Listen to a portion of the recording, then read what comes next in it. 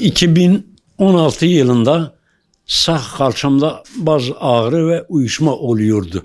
Ben de gittim Balıklıgöl Devlet Hastanesi'ne, dedim film çektim. Dedi kireçlenme var. Doktor Murat Kaan Atalay dedi ameliyat.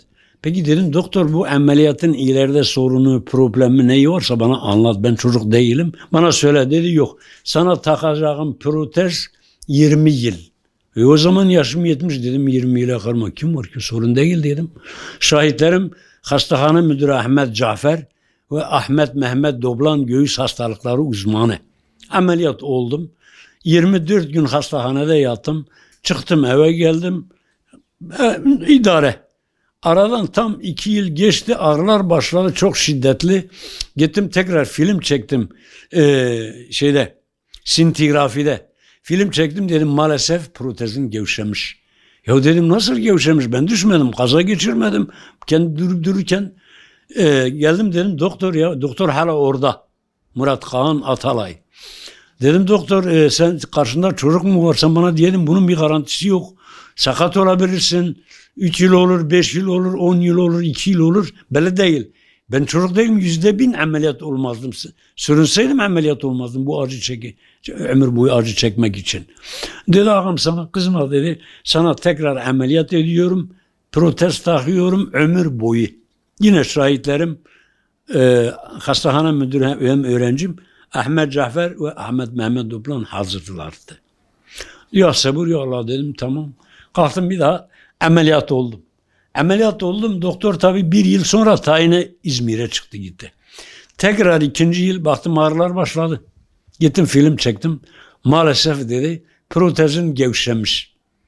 La ilahe ya dedim, ben düşmedim kaza, bu gevşemenin sebebi ne ki? Mithat Yazar'a gittim. Ortopedi uzmanı.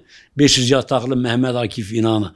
Evrakı gösterdim, dedi hocam sana küçük protez taktığı için gevşeme olmuş. Ben küçükten anlayayım mı? Küçük büyük ben bilmiyorum ki. Ya Ankara ya Çukurova Üniversitesi'ne ameliyat olman gerek. Dedim ben yalnızım, ben yürüyemiyorum. Ben nasıl gideyim? Sağlık Bakanı'nın beni bir ambulansla götürmesi gerek.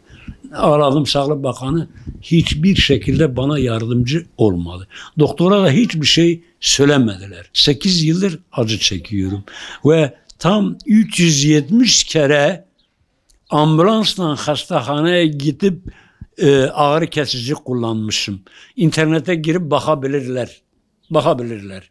Belgelerim var. %100 sakat olmak için, ömür boyu acı çekmek için ameliyat olmadım. Bana deseydi garantisi yok, ben zaten ameliyat olmazdım. Belli değil, ameliyat olmazdım. Çocuk. Buradakiler mesela gidiyorum, ya diyorum acıdan öldüm, dedi riskli. Burada ameliyat olsam risk çıkarsa ben doktorlara bir şey diyebilir miyim? Sağ kalçam %43 sakat, heyet raporu. Ayrıca yine heyet raporu, sol kalçam eğilmiş. O da eğilmiş, dolayısıyla eğilmiş. Ve ayağım 5 santim kısalmış. 5 santim de zayıflamış. Ameliyat olmam gerekiyor. Burada da ameliyat riskli. Bütün Urfa'daki ortopedicilerin hepsine başvurdum. Ameliyatın riskli dediler. Dışarıda. Ankara, İstanbul veya Çukurova Üniversitesi'nde. Ben tek başıma bu ameliyatlı ayağımla ben nasıl gideyim? Hangi otobüse bineyim? Nasıl ineyim? Nasıl yürüyeyim? Nasıl gideyim? Cumhurbaşkanı İsviçre'de bir çocuğu İsviçre'de uçak ambulansla bir çocuk getirdi, Ankara'da tedavi etti. Ben kimse kadar olamadım. Bunun sebebi ne ki bilmiyorum. Bana hiçbir şekilde yardımcı olmadılar. Bana hiçbir şekilde yardım etmediler her konuda. Ağrılar devam. Geceleri ya 1 saat ya 2 saat bu sağ tarafında yatmam zaten hiç mümkün değil. Buram kemik görünüyor, kemik belli. Ağrıdan yatamıyorum. Özür dilerim. Bir köpeğe adam vurdu, bir taş vurdu, köpeği yaraladı. 3000 TL ceza, 6 ayda hapis cezasına çarptırıldı. Bizim değerimiz öyle bir köpek kadar olamadık devlet tarafından. Sağlık Bakanlığı 184'ü tam 65 kere aramışım. Bu 1 yıl içinde 65 kere aramışım. Bana yardımcı olun, ölüyorum, ayağımın altına yatamıyorum. Antep'e beni götürdüler. Antep'te Medical Park var. Medikal Park'ta dedi biz sana ameliyat ediyoruz. %100 garantili ameliyat ediyoruz. Kalçadaki protezinde sorun çıkarsa mesuliyet bize ait. Başka bir hastalığın yoksa. Peki dedim tamam.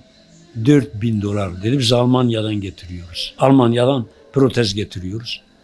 Vallahi dedim benim $4.000 yok. Bir gelir kaynağım maaşımdan başka bir şeyim yok. Sağlık Bakanı'na söyledim biz yardım yok. Valiliğe dedim la dedim para istemiyorum beni orada ameliyat ettirin. Hayır dedi. Sosyal yardımlaşma hayır. Bütün devlet kurumlarına, kuruluşlara, kaymakamlığa başvurdum. Bize Allah için yardım edin, beni orada ameliyat ettirin. Ağrı kesici kullana böbreklerim kist bağlamış. Prostatım ayıp olmasın 3 santim büyümüş, belgesi burada. Mide bağırsaklarım rahatsız olmuş. Enfeksiyon.